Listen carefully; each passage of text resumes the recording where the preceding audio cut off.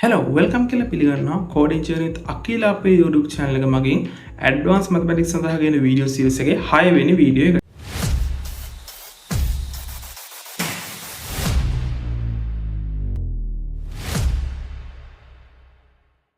අපි මීට කලින් පළවෙනි වීඩියෝ එකේදී අවකලනයේ මූලික සිද්ධාන්ත ගැන කතා කරලා තිනවා. අපි දෙවෙනි වීඩියෝ එකේ නැත්නම් අවකලනය සම්බන්ධව දෙවෙනි වීඩියෝ එකේදී අපි කතා කරලා තිනවා chain rule එක ගැන. ඒ chain rule එකෙන් හදන ගණන් කොහොමද අපි හදන්නේ? ඒ වගේම තව දෙයක් තියෙනවා කියන්න. මේ වීඩියෝස් ගොඩක් ප්‍රයෝජනවත් වෙන හින්දා ඔයගොල්ලෝගේ යාළුවෝ අතර ෂෙයා කරන්න අමතක කරන්න එපා. ඒ වගේම ඔයාලා මේකට කමෙන්ට් එකක් දාන ලයික් එකක් අපිට සෑහෙන්න වටිනවා. ඒකින්ද අනිවාර්යෙන් ඔගොල්ලෝ බලලා මේකට අදහස් චෝදනා මොන හරි තියෙනවා නම් අනිවාර්යයෙන්ව දාන්නත් අමතක කරන්න එපා.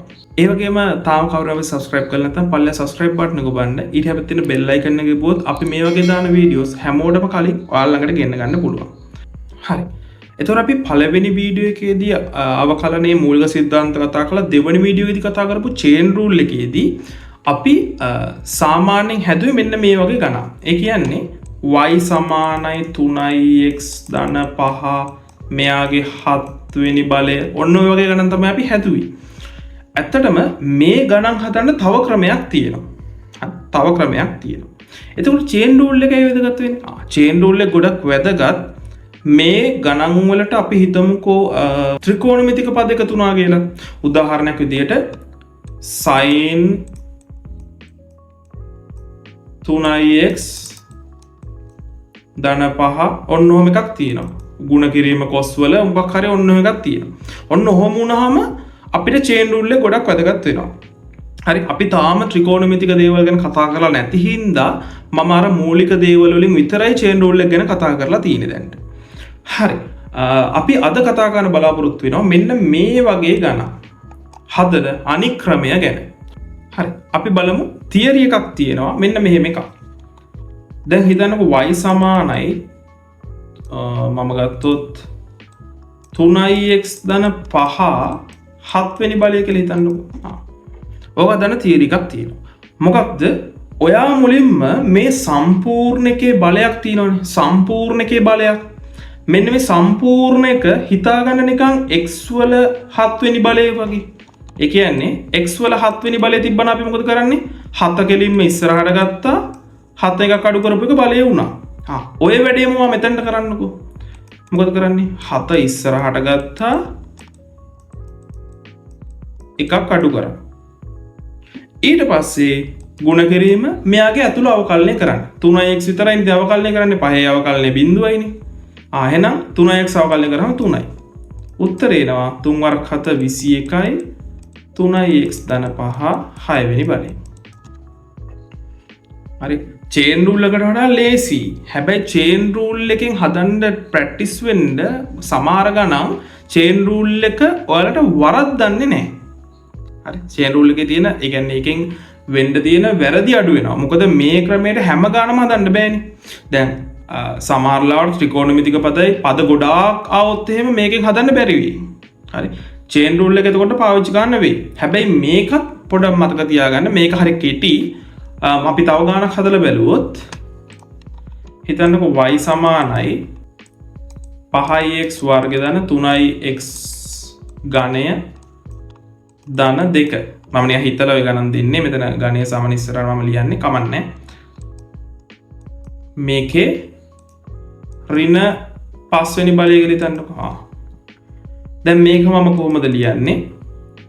dy බෙදීම dx කෙලින්ම මම ලියත හැකි. මොකක්ද? ඍණ 5 කෙලින්ම ඉස්සරහට ගත්තා. 5x වර්ග ධන 3x ඝනය ධන 2 ඍණ 5න් එකක් ඍණ 6යි. ගුණ කිරීම ඇතුළේ අවකලනය. මොකද්ද? 10x ධන මෙතෙන් තියෙන්නේ 9x වර්ගය. ඔන්නක තමයි උත්තරේ. හරි ලේසි. chain rule එකෙන් අපි හදපු ගණන් සෙට් එකම මේකනුත් හදලා බලන්න උත්තර සමාන වෙනවද කියලා. උත්තරේ සමාන වෙන්න ඕනේ. මොන විදිහට හදුවත් උත්තරේ සමාන වෙන්න ඕනේ. හරි. මේකේ අපිට තියරි එක විදිහට මම එකක් ලියුවොත් කොහොමද ලියන්නේ? මම මේක ලියන්නම්. හිතන්න නිකන් gx කියලා එකක් තියෙනවා. මම මේක කියන්නම් fx කියලා එකක් තියෙන්නේ. fx ගේ n වෙනි බලය කියලා එකක් තියෙනවා. මෙයාගේ අවකලනය තමයි හොයන්න තියෙන්නේ. එතකොට g-x කියන්නේ නැත්නම් gd කියන්නේ gx ගේ අවකලනය කියන්නේ එතන තියෙන ඉස්සරහට ගත්තා fx අපි හැම ලියාගත්තා fx ගේ n ඍණ 1 වෙනි බලය කියලා ලියාගත්තා ගුණ කිරීම fx ගේ අවකලනය. ඔන්නෝක තමයි අපි මේ හැදුවේ. හරි. අලුත් තියරි එකක් තියෙනවා. අපි ඒකත් ඉගෙන ගමු. මොකක්ද? y සමානයි හිතන්න 3යි x වල වර්ග වගේක් තිබ්බා කියලා. අපි මෙච්චර කල් කතා කරේ x ගේ පූර්ණ සංඛ්‍යාවක් හරි මොකක් හරි භාග සංඛ්‍යාවක් මොකක් හරි වර්ගයක් තියෙන එකක් ගැන. දැන් මේ පූර්ණ සංඛ්‍යාවක x ඉන්නෝ බලයක් විදියට. මේ වගේ එකක් කොහොමද හදන්නේ? මේ එකක් හදන්නේ කොහොමද? අපි මෙන්න මේ ගානම හැදුවොත් dy බෙදීම dx මොකක්ද දෙන්නේ? අපි මුලින්ම මෙයාව මේ විදිහටම ලියා ගන්නවා. හරි මෙයාව මේ විදිහටම ලියා ගන්නවා. ලියාගෙන ln මෙන්න මේ x ව බලය කරගෙන ඉන්න පාදේ ඉන්නවනේ. පාදේ අපි දානවා ln ගේ ඇතුළට. දාලා මෙන්න මේ උඩ ඉන්නවනේ x ගේ කෙනෙක්. මෙයාව අවකලනය කරනවා. 2x. අවසාන උත්තරේ 6x ln 3. අපි තව එකක් හදලා බලමු. y සමානයි 8යි 8 5x කියන බලය. කොහොමද හදන්නේ? dy බෙදීම dx කියන්නේ අර විදිහටම හදන්න. මොකද්ද? මුලින්ම මෙයාව එහෙම්මම ලියාගත්තා. ඊට පස්සේ ln මෙතන පාදය දානවා ln ගේ ඇතුළට. ಗುಣ කිරීම උඩ ඉන්න කෙනාව අවකලනය කරනවා 5යි.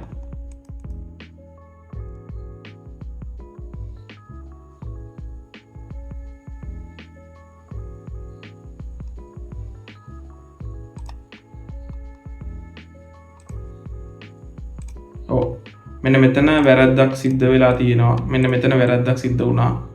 ඒක පොඩ්ඩක් බලා ගන්න. මෙන්න මෙතන මම මෙතන 3යි 2යි ගුණ කරලා තියෙනවා. එහෙම ගුණ වෙන්නේ නැහැ. අයි ගුණ වෙන්නේ නැත්තේ මෙතන 3 මෙතන x වර්ගයේ x ගේ මෙතන දෙවෙනි බලය කියලා මෙතන වර්ගයක් තියෙනවා. හරි නැත්තම් බලයක් තියෙනවා. ඒ බලය තියෙනකොට මේ දෙක මෙහෙම ගුණ කරන්න බෑ. ඒකින්ද මේක වැරදි. මේකේ නිවැරදි එක තමයි 3 වතාවක් 2x නැත්නම් 3 මෙතන තියෙනවා x ගේ මෙන්න මේ දෙවෙනි බලය ln 3 කියලා. ඔන්න ඔක තමයි අවසාන උත්තරේ එන්නේ. හරි එතන පොඩ්ඩක් හදාගන්න. ඒක පොඩ්ඩක් වැරදුනා මට. ඊට පස්සේ මේ ගානට ආවොත් මෙතනදී 8යි 8 5x කියන බලය ln 8 මෙතන 5 වුණ ඉස්සරහට දාලා ඉතින් 5. ඔක තමයි අවසාන උත්තරය වෙන්නේ. හරි. එතකොට මොකක් හරි පූර්ව සංඛ්‍යාවක බලය විදිහට x ඉන්නවා නම් ඔන්න ඔය විදිහට තමයි හදන්න තියෙන්නේ. හරි. ඒ වගේම අපි ත්‍රිකෝණමිතික පදවල අවකලනයත් බලමු. අපි චුට්ටක් ටිකේ ලිස්ට් එක පොඩ්ඩක් මුලින්ම ලියාගෙන යමු. sin අවකලනය කරාම එන්නේ cos. cos අවකලනය කරාම එන්නේ ඍණ sin. ඊට පස්සේ tan අවකලනය කරාම එන්නේ sec වර්ග x. ඊට පස්සේ cosec අවකලනය කරාම එන්නේ ඍණ cosec cot x. හරි. ඊට පස්සේ sec x අවකලනය කරාම එන්නේ sec x tan x. ඊට පස්සේ cot x අවකලනය කරාම එන්නේ ඍණ cosec වර්ග x. හරි. එතකොට මේ මොනවද මේ දැන් කවුරු හරි ඉන්න පුළුවන් මේ ත්‍රිකෝණමිතියේ මෙච්චර දුර නොකර අර cosec cot sec කියන දන්නේ නැති අය මම ඒගොල්ලන්ටත් පොඩ්ඩක් කියන්නම්. මෙතනදී මේ මම කියපු මේ පොඩ්ඩක්ම පැහැදිලි කරන්න. මෙතන මේ තියෙන sec කියන්නේ මොකක්ද කිව්වොත් හරි sec කියන්නේ 1 යට cos කියන අර්ථය. හරි 1 යට cos. හරි එතකොට sec වර්ග x නම් 1 යට cos x ගේ වර්ගය. ඕක තමයි තියෙන්නේ. ඊට පස්සේ මෙතනදී cosec කියන එක අතත් මෙන්න මෙහෙම මම මේ පැත්තෙන් ඔයගොල්ලෝ ලියුවා නම් පැහැදිලි වෙයි තව ටිකක්. මෙන්න මේ පැත්තෙන් මම ලියන්නම්. cosec කියන්නේ 1 යට sin x කියන එක. sec කියන්නේ 1 යට කොස් කියන එක. කොට් කියන්නේ එක යට ටෑන් කියන එක. හරි. අනික් වේවල් ඔයගොල්ලන්ට කරකවල හදාගන්න පුළුවන්. ඒ කියන්නේ ටෑන් කියන්නේ සයින් බෙදීම කොස්. එතකොට කොට් කියන්නේ කොස් බෙදීම සයින් වෙනවා. හරි. ඒව ඔයගොල්ලන්ට හදාගන්න පුළුවන්. මම හිතනවා අද කරපු දේවල් ටික ඔයගොල්ලන්ට පැහැදිලි ඇති කියලා. මොනවා හරි අපයත් තියෙනවා පල්ලෙහා කමෙන්ට් සෙක්ෂන් එකේ කමෙන්ට් එකක් දාන්න. ඒ වගේම මේ වීඩියෝස් යාළුවන්ටත් බලන්න අනිවාර්යෙන් ෂෙයා කරන්න. තාම කවුරු හරි සබ්ස්ක්‍රයිබ් කරලා නැත්නම් පල්ලෙහා සබ්ස්ක්‍රයිබ් බටන් එක ඔබන්න. ඊට හැබැයි තියෙන බෙල් අයිකන් එක ගෙවුවොත් අපි මේ වගේ දාන වීඩියෝස් හැමෝටම කලින් ඔයාලකට ගෙන්න ගන්න පුළුවන්. එහෙනම් අපි ඊළඟ වීඩියෝ එකේ හම්බෙමු. හැමෝටම ජය වේවා.